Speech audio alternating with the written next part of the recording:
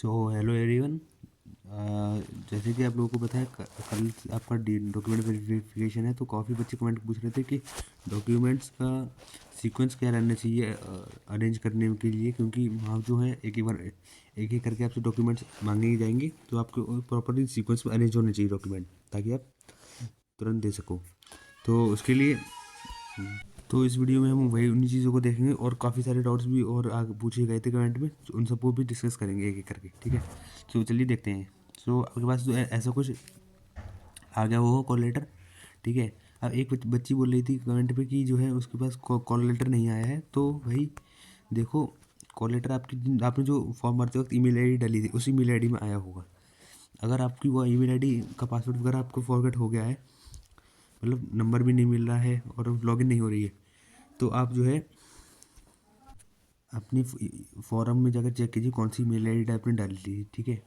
जब आप गूगल में जाकर अपनी ईमेल आईडी डालोगे, तब नीचे फॉरवर्ड पासवर्ड का ऑप्शन आता है, उस पर क्लिक करने के बाद आप जो है दूसरा ऑप्शन चूज़ करना, जिसमें वो आपसे एक वन टाइम क्लिक मांगता है अपने फ़ोन पे, ठीक है। तो वो वाला जो ऑप्शन है, उससे आप बिना ओटीपी के लॉगिन कर सकते हो अपनी ईमेल आईडी, ठीक है। अगर डिटेल में देखना हो तो आप यूट्यूब पर जाकर देख सकते हो, उसमें काफ़ी सारी वीडियोस बना रखी हैं हमने, ठीक है। सो अभी चलिए देखते हैं आगे कैसे अरेंज करना चाहिए। तो जो आपकी कॉल लेटर पे जाओगे अपने, तो देखो जिस वजह से बच्चे का भी कल इस एड्रेस पे है ना, तो इस एड्रेस पे जाने की क्या कैसे रहती है, उसकी मैंने पूरी वीडियो बना रखी है, आप वो जाकर देख सकते हो, प्लेलिस्ट पड़ी है, ठीक है। आप बिल्कुल बहुत ही सस्ते में पहुंच जाओगे, और जो है टाइम से पहले पहुंच जाओगे। अब देखो सबसे पहले आपने दो सेट बनवाए होंगे, देखो एक ओरिजिनल वाला होगा ये आपका, और एक इधर ये होगा फोटो कॉपी वाला। फोटो कॉपी आप बेसिकली ब्लैक एंड वाइट में रखना, ओरिजिनल वाला आपको कलर में तो होगा ही, ठीक है। तो बस एक ही सेट चाहिए फोटो कॉपी का। कोई लोग पूछ रहे थे दो तीन चाहिए क्या, नहीं, एक ही, एक वो जो फोटो कॉपी वाला वो अपने पास रख लेंगे, और आपको ओरिजिनल वाले वापस कर देंगे, ठीक है। ऐसे जो क्वालिटी लेके जाओगे, आप यहाँ पर अपना फ़ोटो चिपका के ले जाना वहीं पर, या फिर वहीं पर चिपक लेना, ठीक है। यहाँ पर अपने साइन होंगे, ठीक है। यहाँ पर वो लोग अपने साइन करेंगे। अब जो आपको सबसे पहले तो अपने लेटर डॉक्यूमेंट्स को सबसे पहले तो print out of this letter रखना है आपको, ठीक है। ये जो लेटर का है, इसका प्रिंट आउट एक कलर में रखना, एक ब्लैक एंड वाइट में। कलर वाला ओरिजिनल वाले डॉक्यूमेंट्स में डाल देना, और ब्लैक एंड वाइट वाला अपने फोटो कॉपी में डाल देना, ठीक है। अब दूसरा आता है print out of NATS dashboard and profile screenshot which must contain name, date of birth and enrolment ID, ठीक है। तो ये मैंने इसके देखो कल ही एक वीडियो बनाई थी, पूरे अच्छे से करके दिखाया है आपको, तो वो उसमें जाकर आप देख सकते हो। इसका भी जो है ओरिजिनल वाले में कलर वाला रखना, और ब्लैक एंड जेरोक्स वाले में ब्लैक एंड वाइट रखना, ठीक है। Print out of the application letter submitted to IBPS, तो आप लोगों को एप्लीकेशन लेटर तो मिल ही गया होगा ईमेल आईडी पर।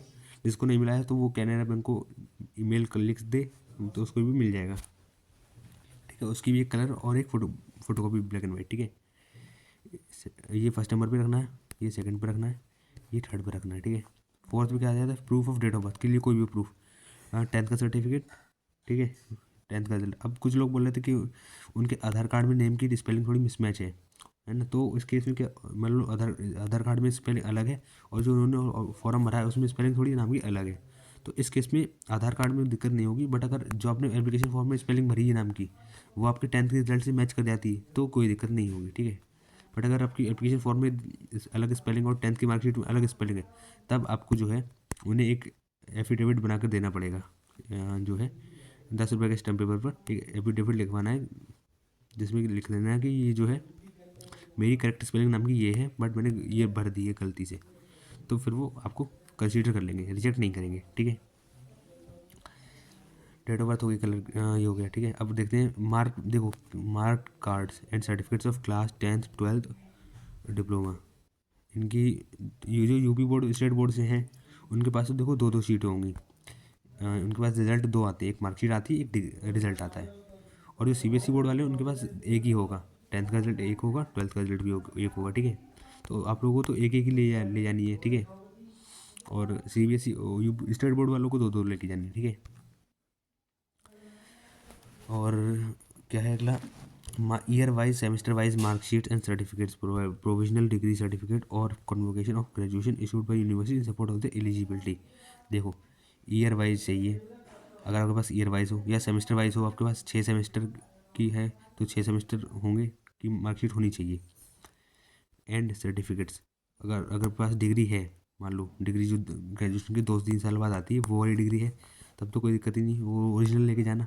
अगर नहीं है तो आप प्रोविजनल डिग्री सर्टिफिकेट लेके जाना। प्रोविजनल डिग्री सर्टिफिकेट आपको अपनी यूनिवर्सिटी से मिल जाएगा। अब और जिसके पास नहीं है और जिसने ऑनलाइन निकाल लिया है डिजी लॉकर वगैरह से, तो वो भी चल जाएगी, डिजी लॉकर वाली चल जाएगी, ठीक है। या फिर कॉन्वोकेशन का कोई प्रूफ वगैरह हो, है ना, वो कॉन्वोकेशन में जो डिग्री दी जाती है, तो इस टाइप का ये हो गया, ठीक है। और नेक्स्ट क्या है, marksheet and certificate of post graduate. अगर आपने देखो अपनी एजुकेशन में पोस्ट पीजी को मेंशन किया है तो आपको ये उसकी भी मार्कशीट और सर्टिफिकेट्स लेके जानी पड़ेगी। अगर वो कंप्लीट नहीं हो तो उसकी भी प्रोविजनल लेके जानी पड़ेगी, ठीक है। क्या, if the final result of graduation is not mention in the certificate or mention after 1 September 2025, candidate has to submit declare the result of graduation और। अगर मान लो आपके पास ना ही प्रोविजनल सर्टिफिकेट है, ठीक है, ना ही फाइनल डिग्री है, बस मार्कशीट है, तो आपको इस केस में क्या करना पड़ेगा, अपने कॉलेज से या यूनिवर्सिटी से जाकर उन लोगों से, प्रिंसिपल से लिखवाना है, डायरेक्टर से, कि हमको लिख के दे दो कि हमने 1 सितंबर 2025 से पहले अपनी ग्रेजुएशन कंप्लीट कर ली है, ठीक है। तो वो और उसमें अपनी कॉलेज के साइन कर देंगे, मोहर लगा देंगे, स्टैम्प वगैरह, और फिर आपको वो ले जाओगे तो वो भी आपका वैलिड हो जाएगा, एज ए ग्रेजुएशन का प्रूफ माना जाएगा वो भी, ठीक है। बस आपको सिंपली ये दिखाना है कि हमने ग्रेजुएशन कर ली है, हमने 10th-12th कर ली है, आपको बस अपने प्रूफ दिखाने हैं, ठीक है। सो आई होप आपको समझ में आ रहा होगा सब कुछ। अब नेक्स्ट देखते हैं। नेक्स्ट रखना है आपको अपना कास्ट सर्टिफिकेट। आप जिस भी कैटेगरी से बिलोंग करते हो, SC ST OBC, उसका एक वैलिड कास्ट सर्टिफिकेट चाहिए। इन देखो लिखा है, इसमें साफ साफ लिखा है सेंट्रल गवर्नमेंट के फॉर्मेट में, स्टेट गवर्नमेंट का नहीं चलेगा, ठीक है भाई, सेंट्रल गवर्नमेंट का होना चाहिए। सेंट्रल गवर्नमेंट वाला इंग्लिश में होता है और स्टेट गवर्नमेंट वाला हिंदी में लिखा होता है, ये इसकी सबसे बड़ी पहचान है। आप अपने सर्टिफिकेट को देखकर बता सकते हो कौन सा सेंट्रल का है और कौन सा स्टेट का है ना। और please note that the caste name appearing in the caste certificate should match with the caste name mentioned in the central list or the to which you belong to. तो ये बिलोंग, आपका जो caste certificate पर नाम लिखा है वो पूरी लिस्ट से मैच करना चाहिए। अब वो ज़्यादातर करता ही है। अगर आपको फिर भी चेक करना है तो आप गूगल पर जाकर लिस्ट देख सकते हैं, NC/SC की वेबसाइट पे और NC/BC की वेबसाइट पर जाकर देख सकते हैं। अपनी लिस्ट निकाल लीजिए यहाँ से और अपनी कास्ट को मैच कर लेना। अगर आपको नहीं निकाल पा रहे हो तो मुझे बता देना, मैं आपको टेलीग्राम ग्रुप पर प्रोवाइड कर दूंगा वो लिस्ट, उसमें से आप आराम से देख सकते हो, ठीक है। नेक्स्ट देखते हैं क्या है। Candidate belonging to OBC category but coming under creamy layer don't not find. देखो जो OBC की क्रीमी लेयर वाले बच्चे हैं वो तो रिजर्वेशन नहीं मिलेगा, वो तो ऐसे जनरली ट्रीट होते हैं, ठीक है। क्रीमी लेयर वाले वो बच्चे होते हैं जिनकी इनकम 8 लाख से ज़्यादा होती है, उनके फादर की इनकम एनुअल। तो डिसेबिलिटी सर्टिफिकेट ले जाना है अपना, जो भी आपका हो। EW सर्टिफिकेट तो वो यार देखो क्या लिखा है इसमें, one of the valid for the financial year 2025-26 based on the income for the next financial 2024-25। यानी कि आपका जो EW कैटेगरी सर्टिफिकेट होगा वो 2025 से 26 के फाइनेंशियल ईयर का होगा, में वैलिड होना चाहिए, ठीक है। तो ज़्यादा पुराने एक किसी ने कमेंट किया था कि 2022 का EW सर्टिफिकेट है वो चल जाएगा क्या, तो भाई वो बिल्कुल नहीं चलेगा, समझे। सो आप नया अप्लाई कर दीजिए। नया अप्लाई करने की बाद देखो काफ़ी दिन बाद आता है, तो आप बस नया अप्लाई करने के बाद एक्नॉलेजमेंट जो स्लिप आती है ना, कि हमने हाँ अप्लाई कर दिया, उसकी फ़ीस वगैरह कटा दी, तो वो स्लिप ही ले के चले जाना, उससे भी आपका काम हो जाएगा, वो मान जाएंगे कि बंदे ने अप्लाई किया है, ठीक है। हाँ, एज इलेक्शन वाले ये आपका आपसे नहीं है, ठीक है, ये भी नहीं होगा, ठीक है। अब देखो प्रूफ में आपको 2 चीज़ें लेके जानी है, एक पैन कार्ड तो लेके जाना और आधार कार्ड लेके जाना है।